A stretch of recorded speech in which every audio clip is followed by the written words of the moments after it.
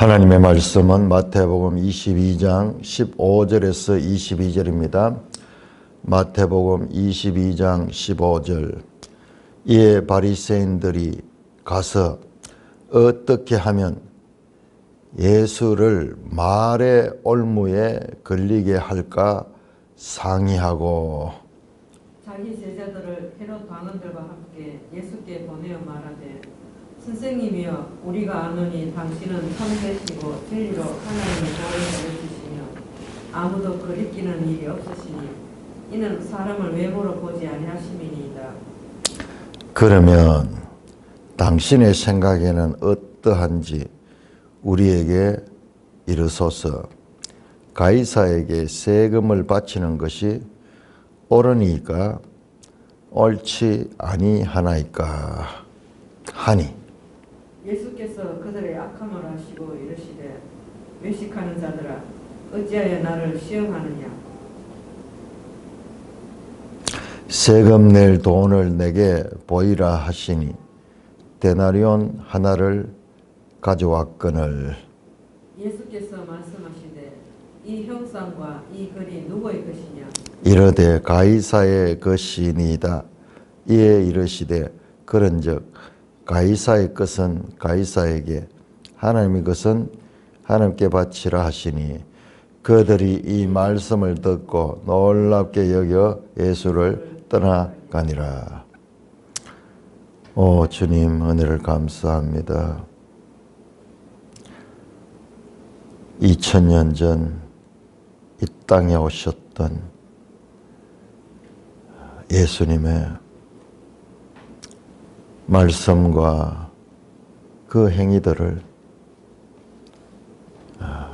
이렇게 오늘 우리가 생생하게 들을 수 있도록 기록된 말씀으로 우리에게 남겨주시고 그 기록을 통하여 예수님을 알아가고 예수님을 기억할 수 있게 하시니 감사를 드립니다. 영광, 존귀, 찬송 우리 주 예수 그리스도에 돌립니다. 예수님 이름으로 감사하며 기도드리옵나이다. 아멘.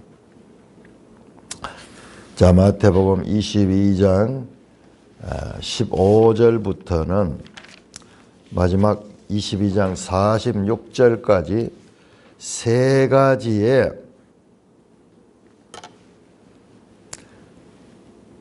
유대인들의 예수님에 대한 질문이 나옵니다.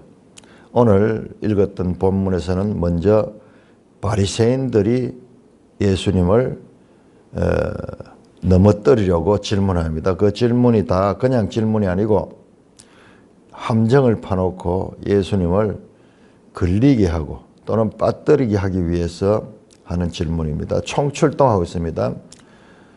먼저 지금 21장, 22장, 21장 23절부터 장소와 시간이 같은 곳입니다. 그날 우리 마태복음처럼 둘째 날이에요. 둘째 날 예루살렘에 오신 지 둘째 날 두 번째 성전에서 예수님께서 대제사장들과 그리고 백성의 장로들 앞에 세 가지 비유를 하고 그 중간에 바리새인들이 들어왔어요. 바리새인들이.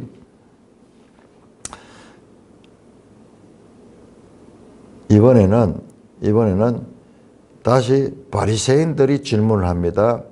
이제 세 가지 질문이 나올 것이에요. 지금 세 가지 비유를 말씀하신 후에 유대인들이 세 가지 질문으로 예수님을 빠뜨리고 하는데 그 첫째가 바리새인이고 이어서 나오는 것이 사두개인이고 그 다음에 다시 바리새인들과 이 바리새인들이 나옵니다. 또 헤롯 땅도 두 번째 나오고. 그 당시에 유대의 지도층 전체가 다 등장하는 거예요. 보통 이야기 아니에요. 예수님과 유대인 대표들, 각종 대표들, 바리새 대표적으로 사두개인, 대제사장들, 장로들, 그 다음에 헤롯 땅, 율법사, 뭐 이런 모든 총체적인 지도자들이 등장하는 거예요. 이 보통 사건에는 그냥 읽으면 뭐 그런 이야기 같지만은 전체를 종합해서 보면은 유대인 지도층 전체가 다 동원돼서 예수님과 논쟁을 하는데 마치 무엇과 같으냐? 우리 4장에서 봤던 마귀가 예수님을 시험했듯이요. 마귀가 시험할 때 어떻게 했습니까? 아주 좋은 뜻으로 하는 것처럼 해서 나중에 시험했죠. 그러나 예수님은 그 시험을 이겼죠. 마찬가지로 그 마귀의 원리를 따라서 사람들이, 유대 지도자들이 예수님을 넘어뜨리기 위해서 세 가지 질문을 하는데 예수님은 그 질문을 말씀으로 다 극복해내고 이겨내고 마귀를 쫓았듯이 오늘도 보면은 오늘 읽었던 본문 22절 보면은 이 말씀을 듣고 놀랍게 여기 예수를 떠나가니라. 마귀가 떠나듯이 바리새인들이 떠나는 장면이 나옵니다. 처음에 등장하자마자 마귀의 시험을 이기신 예수님. 그리고 이제 지금 이것이 마지막 이제 예수님께서는 예루살렘에서 이 주간에 돌아가시게 될 거예요. 이 주간에 돌아가시는 그때 유대 지도자들을 대표해서 공개적으로 그 논쟁에서 말씀으로 그들을 물리치는 그와 같은 내용이 연속으로 3개가 나옵니다. 자, 이해라는 말은 앞에서 말씀했던 예수님의 3가지 비유를 듣고 이제 유대인들이 공격을 한 겁니다. 바리새인이 가서 어떻게 하면 예수를 말의 올무에 걸리게 할까 상의하고 말의 올무 페기듀오 앤 로곤 페기듀오 올무를 놓다. 그 올무라는 것은 짐승을 잡을 때 쓰는 그런 올무. 낚시로 치면 미끼입니다. 미끼. 함정을 파놓고 상의합니다. 자기들끼리 모여서. 자, 악한 세력들이 연합해서 중지를 모아가지고 예수님을 넘어뜨리기 위하여 등장합니다. 항상 이들은 보면은 음흉한 흉계를 많이 꾸미고 있죠. 진실하지 못하죠. 말과 행동이 다릅니다. 뿐만 아니라 이들이 보세요. 바리새인 본인들이 가는 것이 아니라 바리새인의 제자들, 자기의 제자들을 16절에 헤롯 당원과 함께 예수께 보냈다. 헤롯 당이 누구냐? 우리 지도 한번 보겠습니다. 다 자세히 나와 있어요. 302쪽 합니다. 302쪽. 우리 신약 성경을 알라 그러면 이 배경을 근본적으로 알아야 됩니다. 자, 302쪽에 보면은 그 중간에 헤롯 당 나오죠. 그 앞부분에는 바리새인, 사두개인, 열심당, 헤롯 당, 에세네파 이와 같은 신약 시대의 중요한 유대의 종파들 나오는데 헤롯 당은 어떤 자들이냐 그러면은 저 303쪽 활동의 특징을 보시면은 헤롯과 헤롯 왕조를 지지하고 헬라화를 받아들였다. 외세의 지배를 받아들이고, 그러나 헤롯 자체가 로마의 인정을 받아가지고 그 통치했기 때문에 그런데 왜 로마가 아니고 헬라화냐? 우리 이거 여러분 알아야 됩니다. 왜 헬라 하냐? 헬라는 망한 지가 오래됐는데 로마의 문화는 헬레니즘입니다. 헬레니즘. 힘으로는 무력으로는 로마가 지배를 했지만 그 사상은 그리스 사상을 그대로 가져왔어요. 그래서 언어도 헬라어를 공용어로 썼고 그렇습니다. 그래서 로마는 헬레니즘 사상의 연속이에요. 그러니까 미술품을 봐도 그리스 미술과 로마 미술은 아주 서로 닮아 있어요. 닮아 있습니다. 그래서 이 사상적으로는 헬레니즘 사상을 본질적으로 이야기하면 인본주의예요. 자, 그런 사상을 그대로 받아들였다. 그리고 신앙적 특징은 신앙적 집단이고 정치적 집단이다. 정치적 집단이에요. 그런데 바리새인은 어떻습니까? 바리새인들은 아주 종교적인 그런 집단이거든요. 종교적 보수적 그와 같은 집단인데 이 둘이가 서로 안 맞잖아요. 그런데 악을 행하는 데 있어서는 이들이 연합하는 것을 보게 됩니다. 악을 위해선 악인들끼리 연합하는 거예요. 오늘날도 보세요. 이번에도 뭐 국회의원 선거하는데 이 좌파들끼리 서로 연합해가지고 결국은 그렇게 해서 국회의원 또 하나 만들었더구만요. 자, 이렇게 악의 세력의 연합이 그래서 시킵니다. 뒤에서 조종하고 있죠. 어떻게 말하느냐. 선생님이여, 제자들이 찾아가지고 마치 예수님을 따르겠다는 듯이 선생님이여, 우리가 압니다. 우리는 당신에 대해 소문을 듣고 잘 알고 있습니다. 당신은 누구냐 그러면 참되신 분입니다. 알레테이오스. 진리로 하나님의 도를 가르치는 분입니다. 이야, 대단합니다. 참되다, 진리 같은 말이에요. 알레테이야. 진리는 알레테이야. 참되다는 것은 알레테스. 바르게 말씀하죠. 예수님의 가르침은 진리죠. 진리. 당신은 진리이시고 그리고 진리를 말하시는 분입니다. 진리로 하나님의 도를 가르칩니다. 하나님의 도.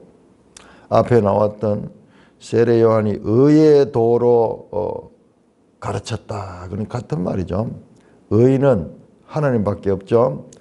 그러니까는 하나님의 도를 가르친다. 진리로 다른 가르침 선생들과 달리 당신은 바로 정말 진리를 가르치는 훌륭한 분입니다.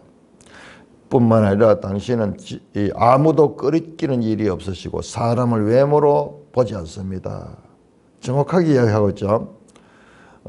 예수님은 이 종교 지도자들 앞에 떳떳하게 흔들리지 않습니다. 저 나사렛 시골 사람들이 와서 이 예루살렘의 이 권력자들 앞에 굽실굽실 할 수가 있는데 그렇지 않아요. 전혀 당당하게 오히려 그들을 압도하고 있으니 이는 사람을 외모로 보지 않습니다. 맞죠? 예수님은 세리와 창기들, 사람의 낮은 사람들을 가까이 하시고 그들의 마음을 부자들과 동일하게 품으셨죠. 그들을 품으셨죠.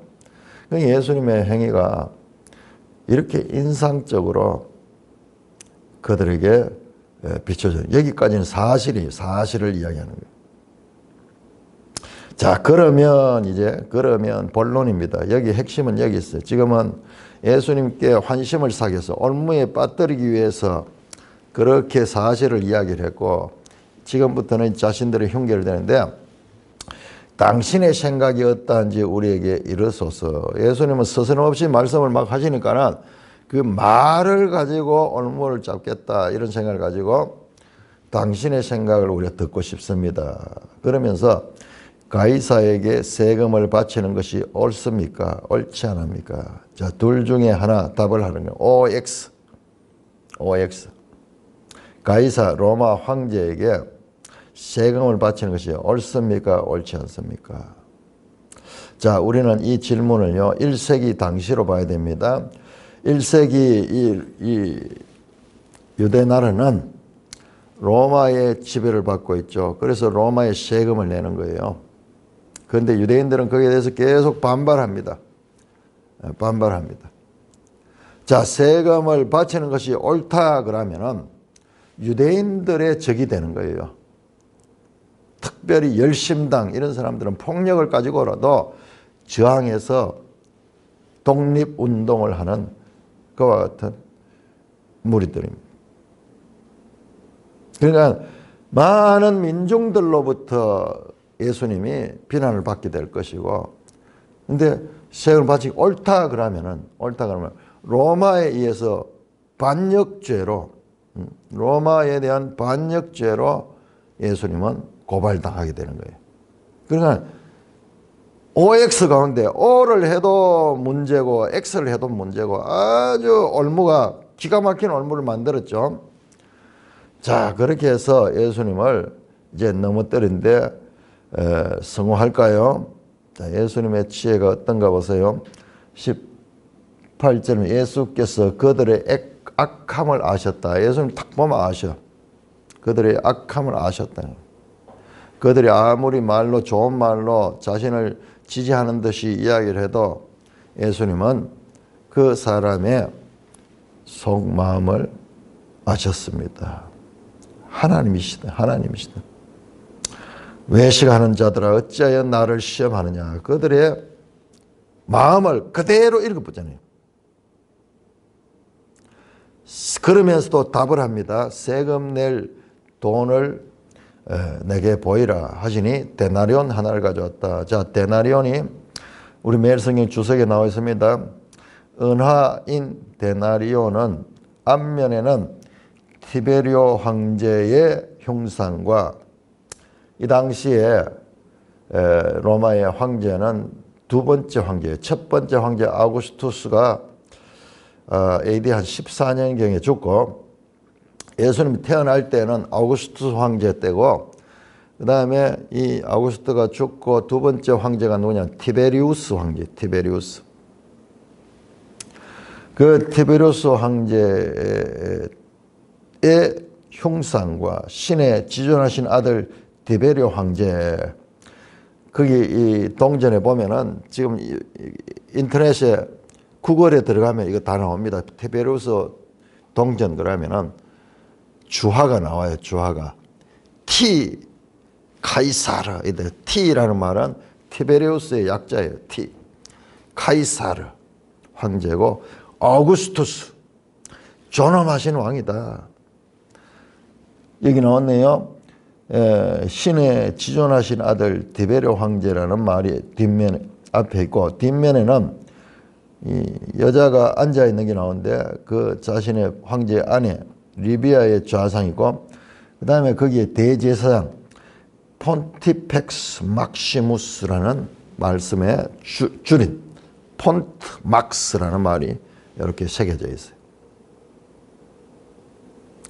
자, 황제의 형상이 새겨져 있습니다. 예수님께서 말씀합니다. 20절에서 이 형상과 이 글이 누구의 것이냐. 거기 황제의 형상이 써 있고 황제가 가이사고 이 황제가 존귀한 자다라고 써 있죠. 가이사의 것입니다. 그렇게 답을 하니까 예수님이 그런즉 자 그렇다 맞아 가이사의 것이야. 그들의 답을 통해서 예수님께서 결론을 내립니다. 가이사의 것은 가이사에게 하나님의 것은 하나님께 바치라 하시니 질문에 대한 답이 아니라 예수님께서 또 다른 질문으로 스스로 답을 내리게 만듭니다. 참 지혜가 신적 지혜예요. 신적 지혜.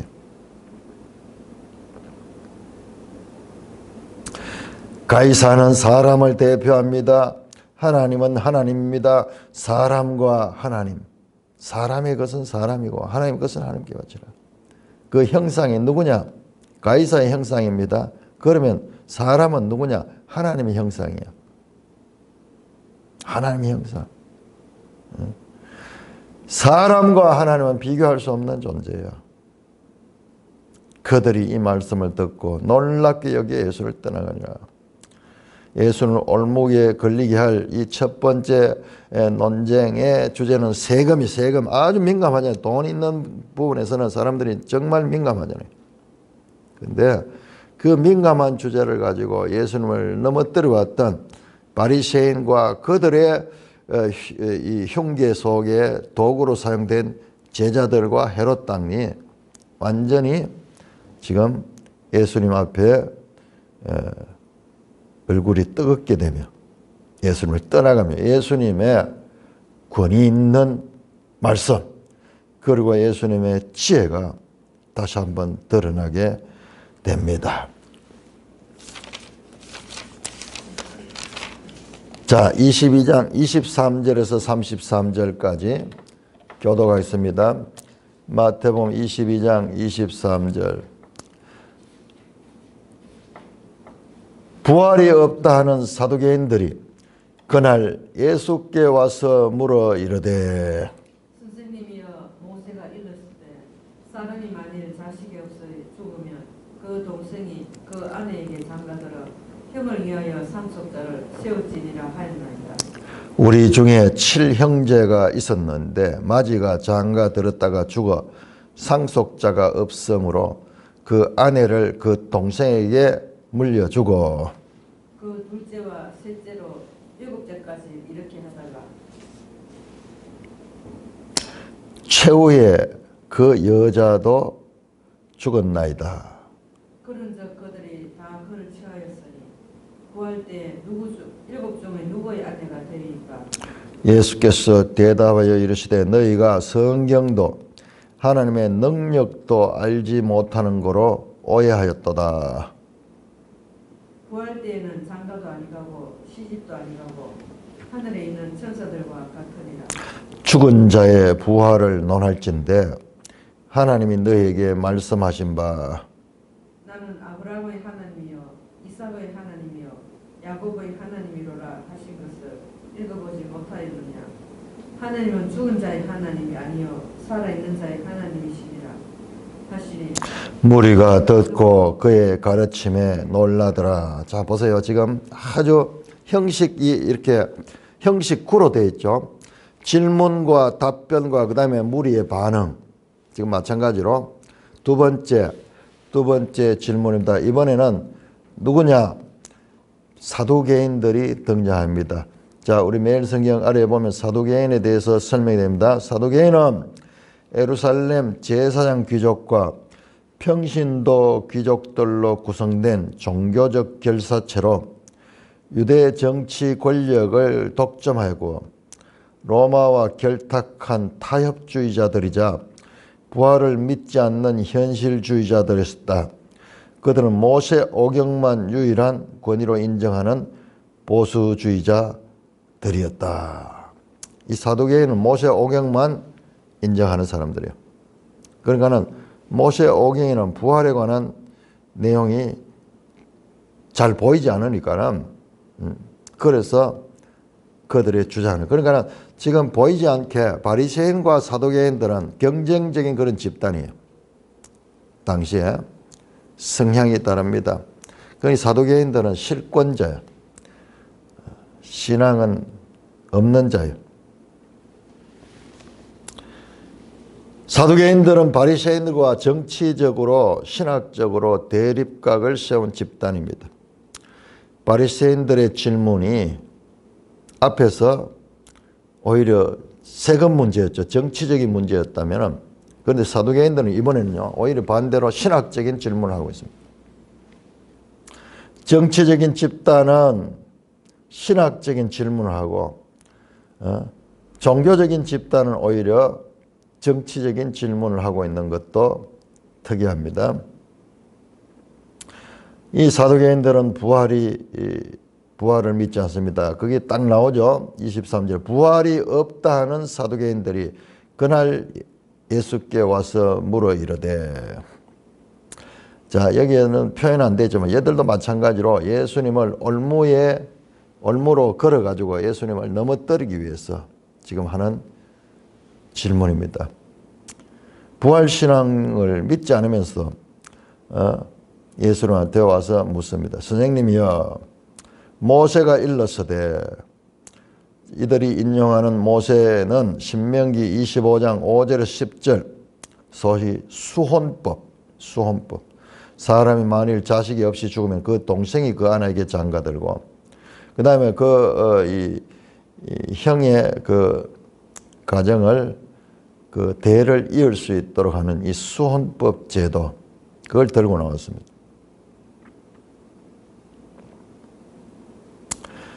그래서 과장된 예를 듭니다.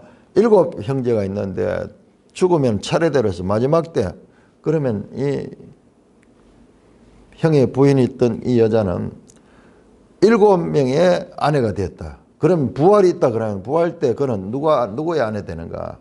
그 질문입니다. 부활이 논리적으로 맞지 않는다는 그들의 주장을 지금 관철하기 위해서 예수님을 지금 함정에 빠뜨리려고 하고 있는 것입니다. 이 땅의 논리, 사두개인들은 모세 오경에 그들의 신앙의 근거를 두고 있기 때문에 수혼법, 이 제도를 가져와서 부활에 대한, 사실 구약에서 부활에 관한 것은 이사야서, 다니엘서 이런 데 나오죠. 그러니까 이들은 그런 것을 정경으로 인정하지 않고 모세 오경만 인정하기 때문에 이제 믿지 않는 거죠.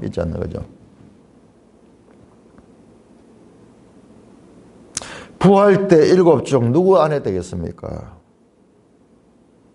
이 땅의 논리로 부활 교리를 모순이라고 항변하면서 바리새인들과 대립되는 그들의 주장을 관철시키려고 예수님을 이용하고 있습니다. 자, 그때 예수님께서 대답합니다. 어떻게 대답하는가? 너희가 성경도 하나님의 능력도 알지 못하는 거로 오해했다. 성경을 너희가 알지 못하기 때문에 오해했다.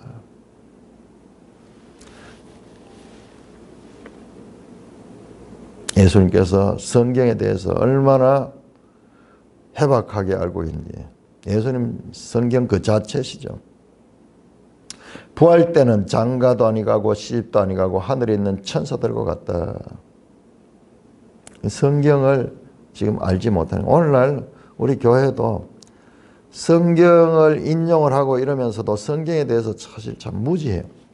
성경을 제대로 가르치지, 교회가 제대로 가르치지 않고. 자, 어제 같은 대형 집회 한번 생각해 보세요. 그 많은 사람들이 모여서 집회하는데 그 수많은 사람들의 이 기대에 맞추는 설교를 할 수밖에 없는 거예요. 그렇게 되면. 그러니까는 전부 유명한 사람, 무슨, 그게는 항상 그런 사람이에요. 대통령, 무슨 뭐 유명한 경제인, 유명한 발명가, 전부 그런 이야기 뽑잖아요. 그래서 미국에 무슨 주지사가 되고, 그분은 늘 그런 거야. 늘 일생 그것뿐이야. 그러면서 부활절 메시지를 전했다 그러는데 그 사람들이 그걸 듣기 좋아하는 거예요. 그러니까 그렇게 하는 거예요. 듣는 사람이나 말하는 사람들이 전부 그거밖에 없는 거예요. 지금 그게 지금 일상화되어 있는 거예요. 성경을 많이 들고 다니고 인용을 많이 하지만 정말 성경 안에 이런 내용을 제대로 가르치고 있는 경우가 찾기가 힘든 거예요. 지금 이들도 마찬가지예요. 성경도 하나님의 능력도 알지 못하고 오해의 오해를 거듭하고 있는. 자, 예수님께서 말씀하십니다. 부활 때는 장가도 아니가고 시집도 아니가고 하늘에 있는 천사라. 자, 부활하는 이 새 하늘 새 땅의 삶과 이 땅의 삶은 다른 차원이다. 사두개인들은 현실주의자이기 때문에 이 새 하늘 새 땅의 삶이나 이 땅의 삶이나 그대로 같은 거로 생각하는데 차원이 다르다. 지금 여기서는 이해할 수가 없어. 이해할 수가 없는 그와 같은 질적인 차이가 있는 것이다. 그러면서 출애굽기 3장 6절, 3장 15절, 3장 16절에서 말씀했던 나는 아브라함의 하나님이요 이삭의 하나님이요 야곱의 하나님이요 하신 것을 읽어보지 못하였냐. 계속 성경을 가지고 이야기합니다. 성경을. 너희가 모세 오경의 전문가라 그러는데 너희가 그 성경을 읽어봤지 않느냐. 이건 읽어보지 못했다는 거예요. 읽었는데도 왜 깨닫지 못하느냐 이 말이죠. 너희가 오해하고 있구나. 오해하고 있구나. 너희들이 오경만 하나님의 말씀으로 주장한다. 그래 너희 말대로 오경 가운데 이 출애굽기를 가지고 말씀하는 거예요. 하나님은 죽은 자의 하나님이 아니요 살아있는 자의 하나님이라 하시니. 부활 때는 이와 같은 너희들과 같은 이와 같은 세상적인 그런 질서가 아니고 새로운 차원의 질서다. 이 31절을 죽은 자의 부활을 어쩐지 하나님이 너에게 말씀하신 바.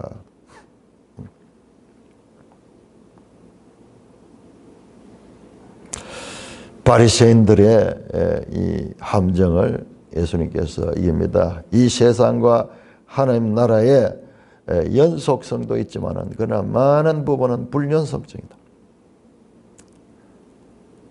아브라함의 하나님, 이삭의 하나님, 야곱의 하나님 초시간성을 나타내고 있습니다.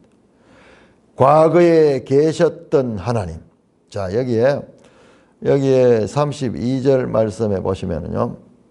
하나님은 죽은 자의 하나님이 아니요 살아있는 자의 하나님이다. 계셨던 하나님, 에멘 하나님이 아니고 현재 계시는 에미 현재 있는 하나님. 하나님은 현재적이다. 늘 현재다. 알파와 오메가요. 처음과 나중이요. 시작과 끝인 분. 우리는 시간 속에서 과거, 현재, 미래에 끊임없이 여기에 지금 한계 속에 있지만은 하나님은 시간을 초월하신 분이다. 계셨던 하나님이 계시는 하나님이다.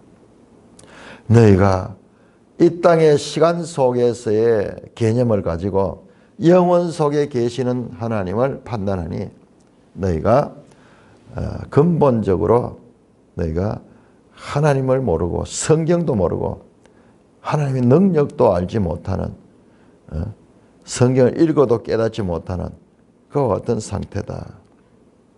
무리가 듣고 그의 가르침에 놀라더라.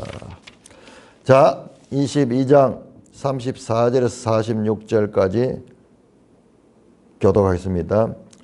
22장 34절. 예수께서 사두개인들로 대답할 수 없게 하셨다 함을 바리새인들이 듣고 모였는데 그 중에 한 율법사가 예수를 시험하여 묻되 선생님 율법 중에서 어느 계명이 크니까? 예수께서 이르시되 네 마음을 다하고 목숨을 다하고 뜻을 다하여 주 너의 하나님을 사랑하셨으니 이것이 크고 첫째 되는 계명이요 둘째도 그와 같으니 내 이웃을 내 자신같이 사랑하라 하셨으니 이 두 계명이 온 율법과 선자의 강령이다. 자, 이번에는 바리새인들이 등장합니다. 사두개인들이 예수님 앞에 이 패배했다 소리를 들으니까 바리새인들이 한편으로는 좋아하거든요. 우리 사도행전 보면 사두개인과 바리새인들이 얼마나 서로 긴장관계, 적대적인 관계에 있는지를 사도행전 보면 알 수 있습니다. 자, 이 예수님을 넘어뜨리려고 온 유대 지도자들이 다 모이는 거예요. 사두개인들이 실패했다는 소리를 듣고 이제 바리새인들이 모여서 다시 작당을 하며 예수님께 공격을 하려고 하고 있습니다. 그 중에 한 율법사가 나왔다. 율법사는 뭐냐? 바리새인 중에서 율법사 나옵니다. 그러니 바리새인들은 아주 율법에 능한 사람들이에요. 근데 그 가운데도 율법사는 전문적인 선생이요. 율법 선생. 영어 성경에 lawyer. 예, 법 전문가예요.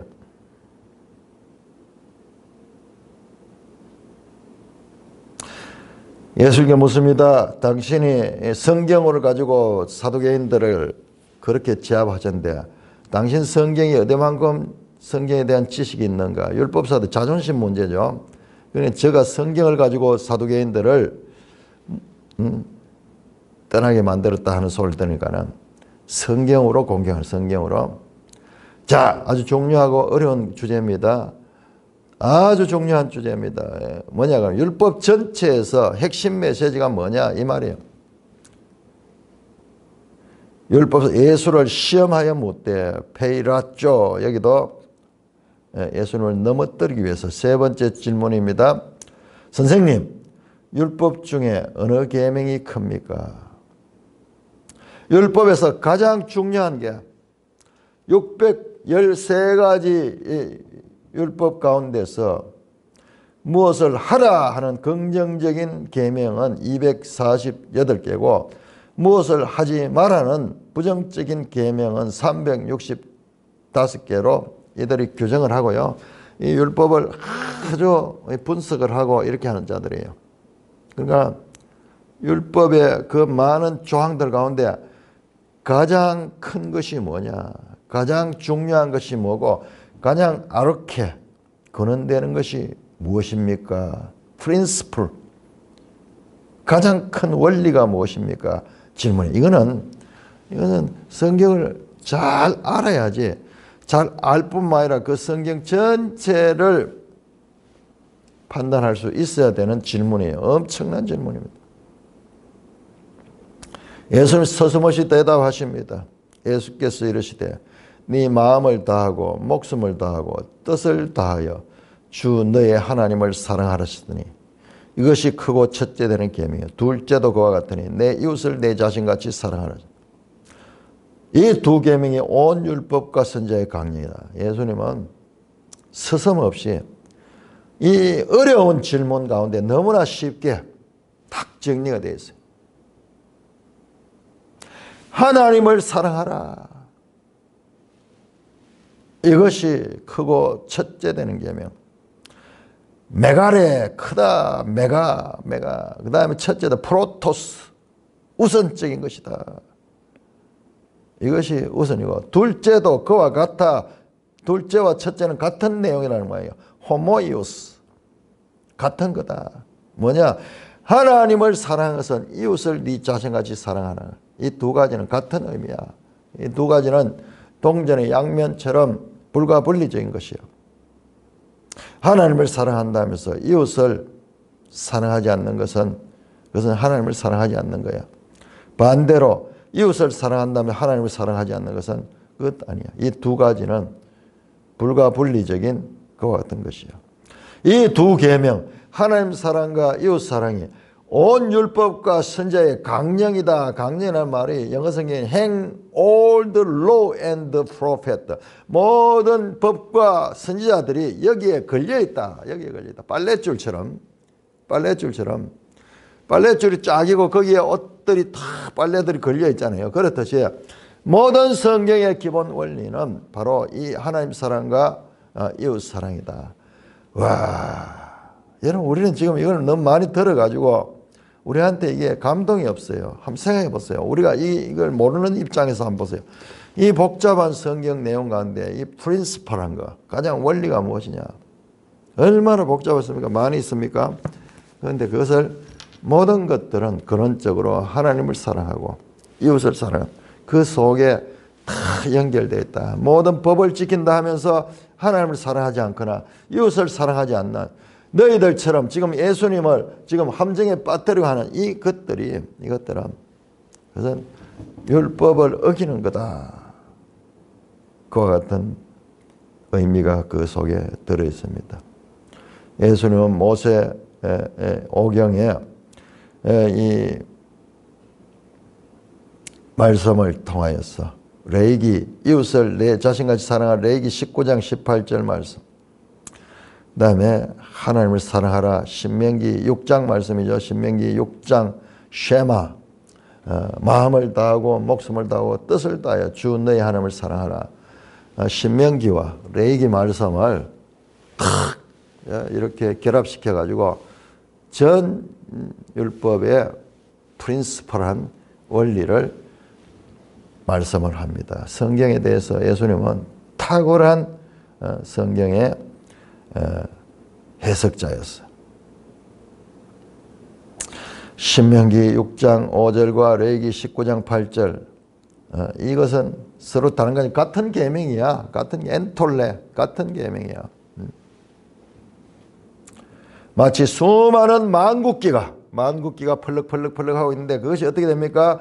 줄에 달려서 만국기가 달려있듯이 성경의 모든 가르침은 사랑의 두 계명에 걸려 있습니다. 이 두 계명은 또한 10계명의 요약이기도 하고 우리가 마치 산상수훈 팔복에서도 먼저 하나님에 대한 관계, 사람에 대한 관계로 되어 있죠. 이 전체의 강령이다. 바리새인들 가운데 가장 이 뛰어난 율법사도 어떤 반응을 보였는지는 말하고 있지 않지만은 그들이 감탄할 수밖에 없는, 그들이 더 이상 질문할 수밖에 없는 완벽한 말씀으로 제압하고 있는 모습을 보여주고 있습니다. 자, 이 41절, 46절은 오늘 시간이 없어서 우리가 다음 시간에 한번 이 부분을 전체를 다시 정리를 해야 됩니다. 자, 21장에서 22장은 예루살렘 성전에서 일어나는 성전. 여러분 이걸 놓치지 않아야 됩니다. 성전.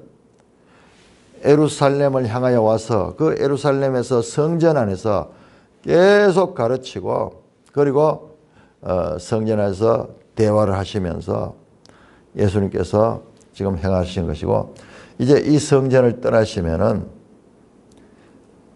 이제 예수님은 십자가에 달려 죽으시는 길로 가게 될 것입니다.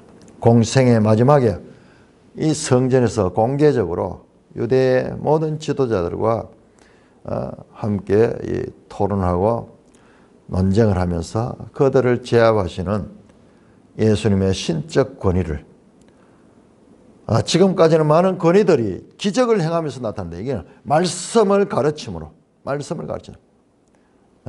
예수님을 드러내고 있는 장면입니다.